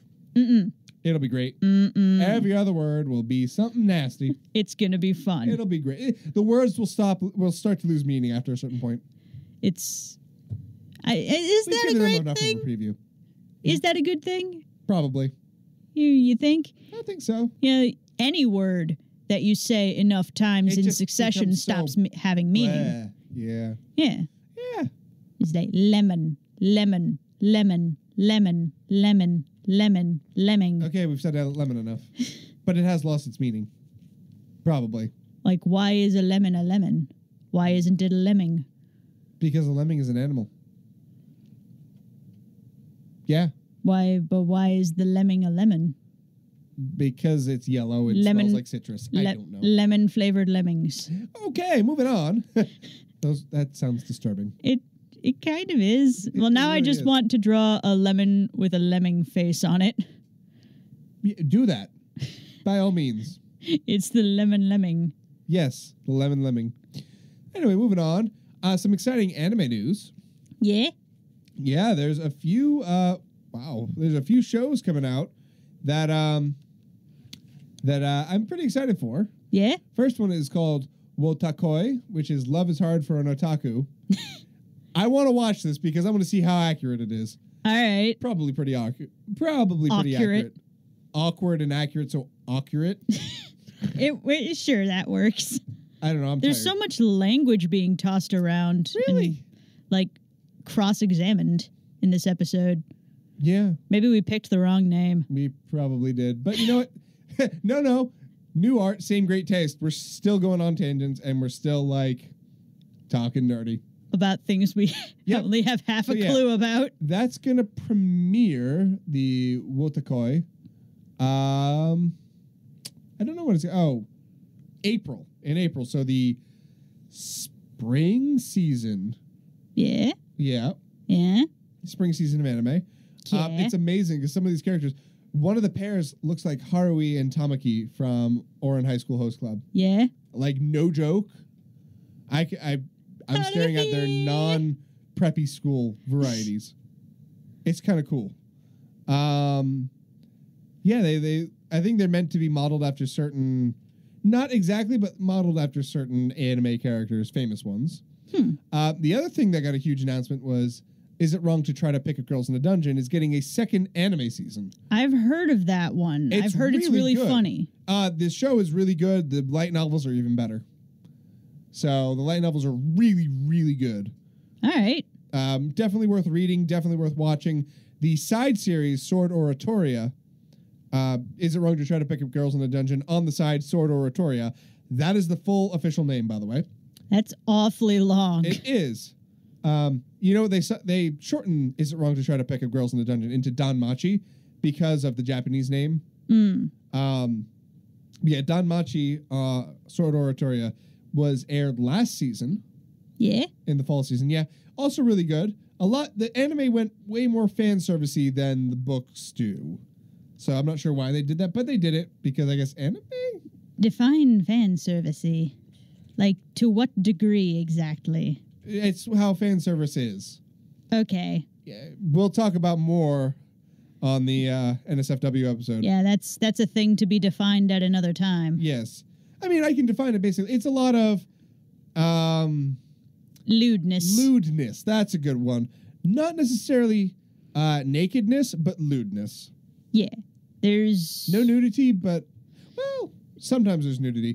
There's an Not amount... full frontal. An amount of suggestion is yes, introduced. very much so. You know what? Look up fan service if you want to, if you're brave enough to. You know what it is without knowing what it is if you don't know the term. I'm going to tell you that much. You know it when you see it. You do. It will, depending on who it is, it might make you very happy. And it might make you very upset otherwise. Yes. Yes, that's all I'm going to say. So, yeah, no, that was one of the complaints I had about the anime was that they added a lot of fan servicey bits that didn't need to be there. Yeah. Because, like, yeah, the series is kind of fan servicey, but, like, not really. Like, it's not... That's not the primary focus. And if it happens, it's to add that comedic break that is necessary for the severity of the situation. Okay. Yeah, no, it's because something serious is something super serious or potentially mortal is going on. So yeah, there's actually a brief moment of that. I've been watching more of FMA Brotherhood with Bearman, and there was actually a very real brief moment of exactly that for like half a second. And then... Which part? It was when Winry comes home after all the nonsense in Briggs. Yep. And she's back home and she's just like, I can relax. So she starts to get undressed because she's in her room by herself. And then she turns around and Edward's right there at her desk eating a sandwich. Yeah, no, that was the perfect break, though, because the story had gotten really, really tough. Yeah, and then just like, oh my God, why are you in my room? Yeah, it was like, because I was here. I just wanted a place to eat my sandwich. Yeah, no, that was a great scene. It was, I mean, Ed and Winry for life. Obviously. You know what I see a lot of times? Yeah. May and Alphonse. Because... Oh, yeah. Yeah.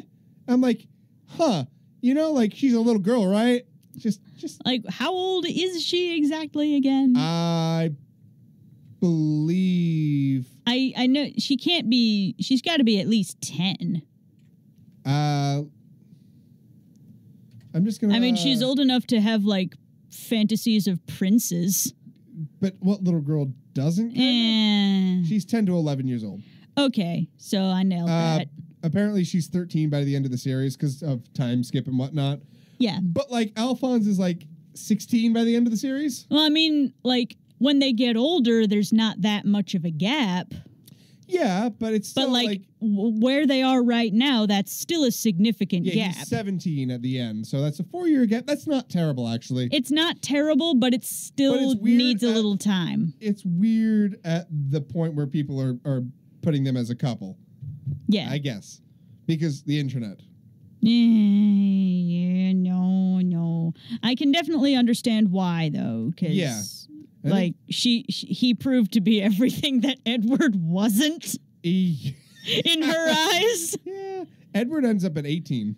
Yeah. At the end. And I think Winry is about the same, if not. Oh, yeah. So they're literally just meant to be together. I'm pretty ssure it was designed that way. I'm pretty sure, too. Yeah. She's about 18 at the end. So they're like, she's just a little bit younger. Yeah, but there's literally no issue with them dating. No, not at all. But I mean, like, it was kind of predestined. Like, yeah, if there's going to be one trope, let it be this one. Yeah, just like in an anime that has as few tropes as possible. I can spoil this because I can. So she and Edward do get married. This is back in 2009, by the way, so this is not quite... This is past spoiler territory. Like spoiler alert, everything turns out fine in the end. Yes. Yeah. Edward becomes her husband post manga and at the end of the 2009 anime. So yeah, but but like him and Alphonse are kind of the only family she's got left, except for Pinako, her grandmother, who won't die. I stand that Pinako will never die. Are you saying Pinako is a homunculus? No, I think Pinako is just like too stubborn to die.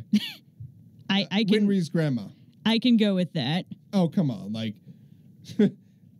there's no way she's not going to die. I mean, there's no way she is going to die. You needed to fix that a little bit. Your statement. A little bit, yeah. I'm also getting really tired, so we're good. We're both getting really tired, Yeah. and you're getting a little bit high pitched in the voice. I know. It's kind of fun. It is pretty fun. Yeah. Well, that's because there's a lot of oxygen going in and out of my mouth right now, and just that lightheaded feel when you've been talking for about an hour and a half straight. Yeah, You got that too? That's definitely. You've been doing it a little bit more than me, but Well, that's because I nerded out for about half an hour. Yes. It was worth it, though. I got it all out of my system for like 5 minutes. I probably should have timed that. It was impressive. It was I could have kept going, too. That's the worst part. Oh, the time code is still in the video. It's not like it's never going to be able to be measured. That's very true. We could. But here's the thing. I'm not going to. I'm too lazy. I feel that. I 100% feel that. Like, you can, but why would you want to? Yeah. Apparently, at the end of the manga, and this is something I missed, there's a picture, quote unquote, at the end where Ed and Winry and everybody else where they're older and they're holding babies and stuff. Well, that's really nice. It is really nice. That is, they deserve that after everything they've been through. They do. Darn it. I agree. Not to mention the population probably does need a bit of replenishing. Actually, you know what? After all that. Hold on. May and Alphonse do end up together. Ha! It's canon. It's canon. It's not that bad. No. Yeah, if it's canon, I mean, It's kind of canon, but like post manga, so like much later. Like later enough for it to become appropriate. Yeah. Yeah. Pretty much. Yeah, that's good. I am satisfied with this. I am too, but much later because that's yes, there's still just enough developmental difference for it to be a problem. Oh yeah. Oh yeah, and Edward does grow taller than Winry, just in case anybody was concerned. Oh, but that was the worst spoiler. Oh, it wasn't his milk that was preventing him from growing. Well, we knew that. Yeah. No, it was never explicitly stated, actually, until later in. But yeah, no, they look so happy. Oh my gosh. But you got to come around and look at this picture. Hang on. They look I'll be right. happy. Everybody looks so happy.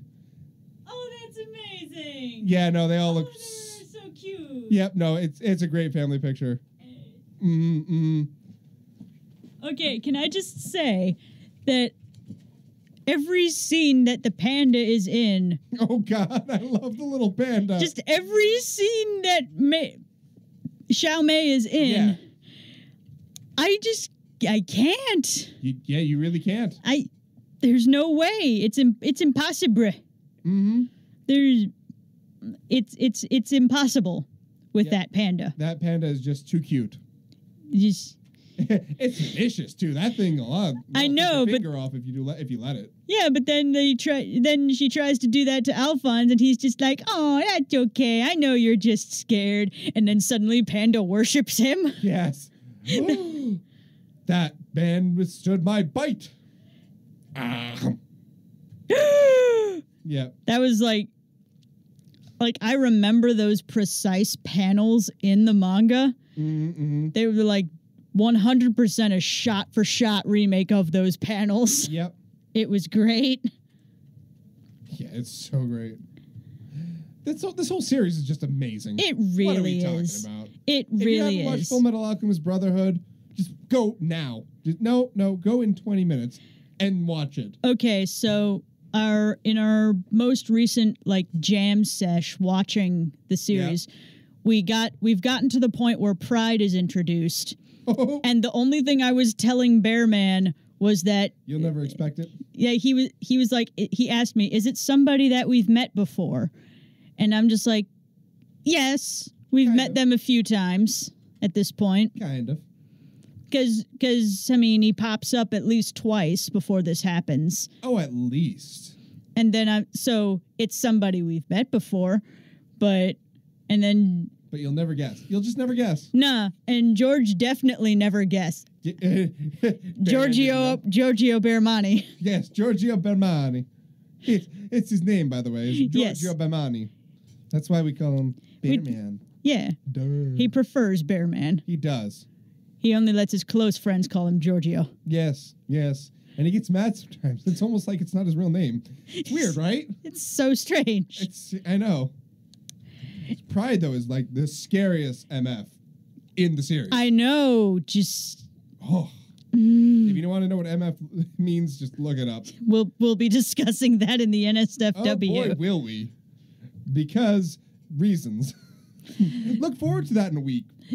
And in a few days. But yeah, so Bearman, he just immediately had to quit watching right then and there because he couldn't deal? He hardcore couldn't deal with it. Oh my. So you haven't been able to continue since? Oh, we've been able to continue since. But he wants to know like who dies, and like when Mustang burned up Lieutenant Ross, he was absolutely So like cauterize the wounds, right? No. Who am I thinking of? No, I mean when I say Maria Ross. Oh yes, when he burned her, yes. Yes, when he burned her up, he was just like, wait, no, he's not that stupid. That's not real, is it? And I'm just having to be sitting there like, Bearman, just watch the series.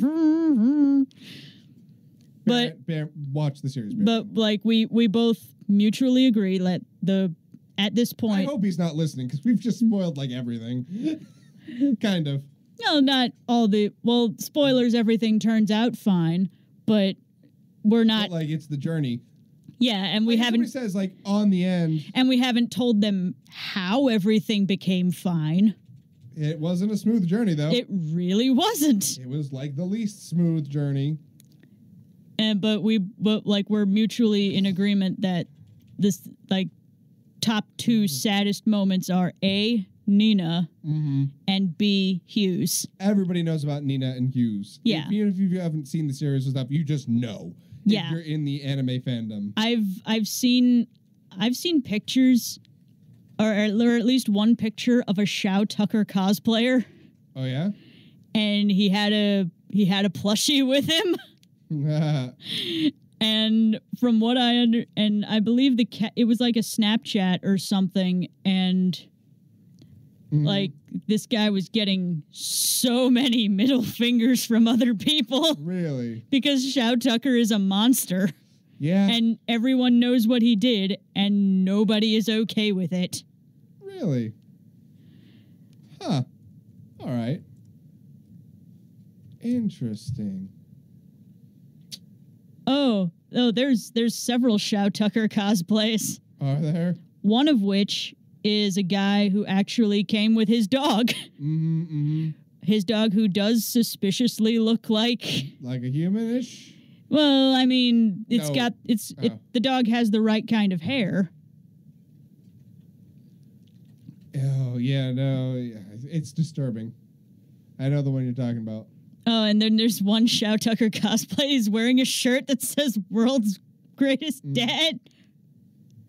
Yep, yep. Oh it's no! interesting. There is no official, going on a kind of a tangent, no official statement on whether Roy and Riza are together. But they totally are, But though. they're totally together. There's Like- no way they're not. They're who are they trying to fool? Everybody, Like in themselves included, I'm sure. like in the first anime, like at the end, it's very obvious that it's like more than obvious that they're together. Like, Yeah. oh my god. Oh yeah, no. Or if not together, very much not going to be with anybody else. Yeah. I mean, I guess the argument could be made, like, why can't a guy and a girl just have a platonic friendship in a professional environment? And I guess that could be They true. could. They could. And they do with other people. But, like... But when they're with each other, I mean, Jesus. You know there's more going on. They have history. They have very real history. Oh, very much so. It's...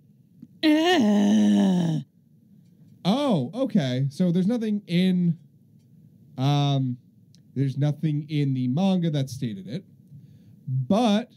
Hiromu Awakawa. Yep. In an interview...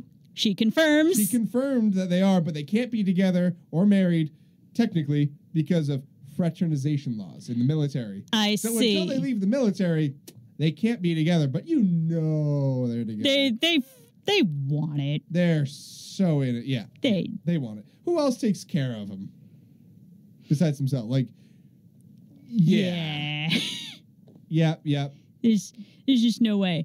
Actually, I mean, it was really obvious in the scene with Envy, towards the end of the series, where Risa's like, "You're not Roy," and just knows without second thought that Envy wasn't Roy when he was pretending to be, because she's the knows. one person who would know. Yep. I mean, Ed was confused, wasn't he? I don't remember. It's been too long. I believe either Ed was confused or somebody got fooled by it, or then Risa's just like, "No, bang, bang, bang, bang." Like, and then the other person's just like, "What? What are you doing?" She's like, "That's not Roy. No, sorry, that's not Colonel Mustang." And then they stand up and they're like, "How did you know? He doesn't even have that. I didn't even do that thing with the mole. There was nothing that could have possibly been missing." You don't understand. You just don't get it. You don't get it. Yeah. Yeah, I almost felt bad for Envy at the end. Like, Envy... Yeah, like, we got to the point where Envy's true form has been revealed. Oh, that particular form, yeah. I know. Oh, in Greed? Oh, no, not in Greed. No, sorry, in Gluttony, sorry. Oh, no, that true form? Not, Which one? No, the one after that. The little tadpole thing. Oh, yeah, that. Well, that's not his... That's his reduced because of all of this reasons form. Oh, I remembered that as his true form. Are you saying... Well, that's because he lost all his power. Is there an ultimate true form that I'm forgetting? That's like the true form when he doesn't have power. That's what he really is. Yes. Without any of the power granted to him by being a homunculi, that is what MB is. Yeah. Okay, so I wasn't wrong. I was just... But, like, the true form, there's two technically, kind of. Which is hard to say because true form implies there's only one. Yeah, but like, I mean, so the term I had been using with Bearman was final form. Yeah, I guess like so like the big so like the big Hulkin thing was the final form. Was final form, and then the little piddly thing that's base form. We'll call it base form. Because that's how they start, and then it goes into that, and everywhere in between. Oh, okay. And then there's homunculi form, which is what the middle ground, the androgynous. Yeah. Yeah, Bearman actually asked me, like, wait, is Envy a boy or a girl? Yes. No. The answer is yes. Honestly, I don't think it would matter much to them. No, not at all. Because it could be anything it wants. Yep. So, let's see, what other... Yeah. What's one of the most... Oh, there's Envy even... is voiced by a woman, but... Like, you look at him... Or it. Look at them. Look at them. Yeah, you look at them and you just... Like, that was one of the biggest debates. Envy is officially genderless. Yeah, that was one of the biggest debates in the fandom for a long time, I think.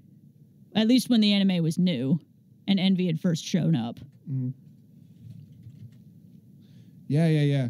Oh, by the way, Full Metal Alchemist, the live-action one? Yeah. It's on Netflix. Yeah, I know. I need to see it, but we're going to be finishing up Brotherhood first. Oh, yeah. By all means, finish that first. Yeah, and then I also... The true story first, and then go on to the adaptation of the live-action.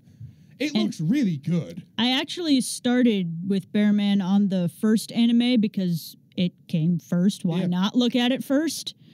Well, it kind of came first. In the anime world, it came first. But in reality... Yeah, but they, like, you know what I mean. Without reading the manga, it came first. Yeah. Yes. But you know what I mean. I do know what you mean. And we stopped at the episode where Hughes gets killed. At the turning point. Yes. Yeah. At, like, the real big turning point where the story completely... Yes. Really derails into a different thing. Yeah, well, that's because there wasn't more story to write. And that, I mean, know. There was more story to write. There wasn't more story to go I know that, but I'm still a firm believer that the way Hughes' death was handled in the first anime was a lot more impactful. Yeah, I guess. Because we witnessed him struggle more. Yeah. With knowing what he does and trying his best to figure out who he can tell it to and finding a method to tell it to somebody, only to find out that the one guy he really needs to tell it to isn't available to be told. And then the moment it happens, it's just like a little bit more drawn out, and he's just like, you forgot that one detail. Shing. Yeah. Oh, yeah. Well, that happens in Brotherhood. Yeah, it happens in both, but I think it's a lot more dramatic in the original, and it strikes harder. I believe that's how you feel. I just don't see it. I don't know what it is. I don't know. Maybe it's because I read the manga first and then I watched the anime. Yeah, but I like the first essence, a bit of the manga that I got was in a little booklet that arrived with a bunch of other manga that I had bought at the time. And I was like, oh, this is cool. I want to check this out later. And so I only ever had volume 1 for the longest time. Right. Because that's all there really was at the time. Well, when you first bought it, and then by the time you got back to it, there was everything else. Yeah. And so then the anime happened. Yeah. But I don't know, like a lot of the time in the first anime, I know it was for time reasons, but they actually spent more time building the relationship with Nina and Shao Tucker. Yeah. Which just made it hurt even more when the moment happened because you knew her better. The most hurt I got was in the manga. Because you could just see it. The manga was so well done. She's such a good mangaka, which is the actual term. Well, yeah, I know. It hurt the most. The manga hurt the most in all aspects. It made me laugh the most, made me cry the most. It had all of the feels for me. Oh, yeah, like the manga was like the holy grail of feels. If I need to feels, I will go read 27 volumes. A lot of the jokes in the anime just kind of come off better in the manga because it's you're reading it in your own head voice. Probably because there's that, and also probably because you can set your own pace as you're reading it. So you can dedicate as much time to each panel that you need to really process what's happening. Yeah. So like what it boils down to is direction can only do so much. You know, it's what the director thinks will impact the most amount of people in the best way. Yeah. I think I'm not wrong, but and can I just say that also, like, this was also first anime where we actually met the human form of Barry the Chopper. And that was legitimately horrifying. Yeah. Well, you kind of see the human form of Barry the Chopper. No, you literally see him. You meet him. He's there.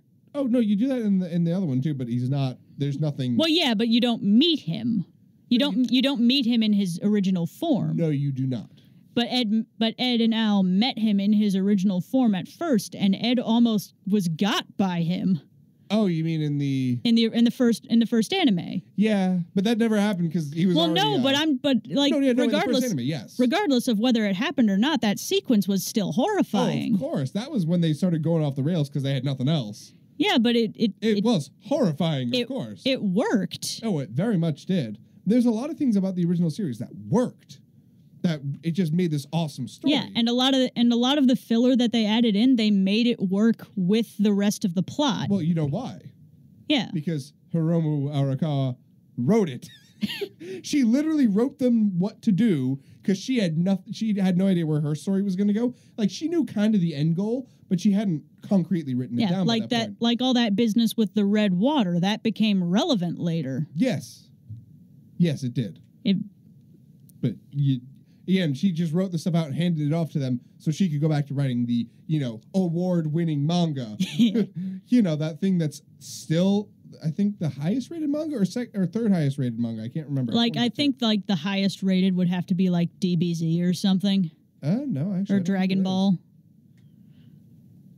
No. Because I know DBZ is like highest rated anime. It isn't though. It's not? No. When did that happen? A long time ago. Let's see. Anime. No. Full Metal Alchemist Brotherhood. And the anime has 9.25. Full Metal Alchemist, the original, has an 8.3. Full Metal Alchemist, the manga, has a 9.1. And it is rated number 3 as highest rated. I want to see how I can manga by rank. I want to. How do you do that on? I'm trying to look. Talk about something and I'll get. Okay, because I'm looking at a list on Anime Underground right now. The number 1 listed there is Death Note. It's because Death Note I have an issue with. Yeah. It's number 1 in a lot of things because it's most popular. People like it's like the one thing that everybody. I don't care for it, to be honest. Yeah, I understand. Yeah, the most popular anime, Brotherhood's at number 4. It's at number 3 on this list. Yeah, but top rated. And like Attack on Titan is second. You know what? Full Metal Alchemist Brotherhood is the number 1 rated anime on my anime list. Number 2 is absolutely. Yeah, number 2 is Your Name, which I 100% agree. Your Name was a phenomenal film. It deserves that rating. All right. You know what's dropped a bit is Steins Gate. Steins Gate is now at number 4. Gintama's at number 3, but Gintama is just... Actually, Gintama's at number 3, 5, 8, 9, 10, 13... Oh, there's 15. The problem. The list I was looking at was literally a popularity voting contest. Yeah, no, you got to go by rating. Yeah. Let me see if I can find... Oh, top. Oh, there we go. There, top. Oh, never mind. Top, I got to find the manga. Okay. I can't find this. This is most upsetting. Okay, and Brotherhood is at the top of this list. At number 1. Yeah. With a 9.1 out of 10. Ready for it? What? Number 1 most highest rated manga on my anime list, Berserk. Number 2, JoJo's Bizarre Adventure. Well, I mean, yes. Specifically, part 7. I haven't read that much of JoJo's Bizarre Adventure. It's so bizarre, though. Well, I mean, I would expect it to be. Yeah. Number 3 is Full Metal Alchemist. Number 4 is Monster, which is a very, very old one. Number 5 is Goodnight Pun Pun. Number 6 is One Piece. Number 7 is Made in Abyss. Why am I imagining Goodnight Pun Pun as Goodnight Pun Pun Kill-chan, the anime version of the Punisher? No. I know, but that's just my fun imagination. Yeah, it's amazing. My funimation, if you will. I see what you did there. No, it's really interesting. Yeah, no, I don't even see Death Note on here. Which... All right, so this list that I'm looking at is on IMDb. Oh, you're looking at... And number 1 there is Brotherhood. Number 2 there is still Death Note. Number 3 is Cowboy Bebop. I don't trust IMDb as much for this because it's not dedicated, you know? No, but then there's Attack on Titan. List is dedicated to otaku who rate their anime, manga, whatever. Yeah, Berserk is on this list at number 7. For manga or anime? For anime. See, Berserk is the number 1 manga on my anime list. And then first Full Metal Alchemist anime is at number 10. Wow. With both versions of the anime are in the top 10, with Brotherhood at the top and first anime on the bottom.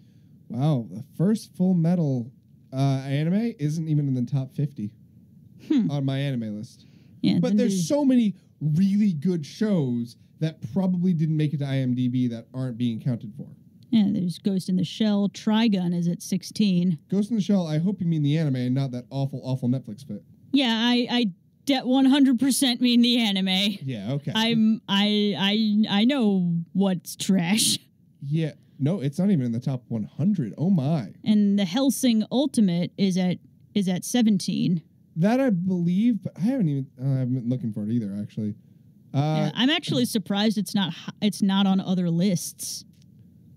Yeah. Because Hellsing is amazing. Well, the manga wasn't on the list, but the Hellsing Ultimate was the true story. It's what Brotherhood was to... Yeah, and I've seen both versions of that anime, too, and I must say the first version is definitely inferior. Oh yeah. Like, very noticeably so. Yeah. Full Metal Alchemist is... The original one is rated number 237.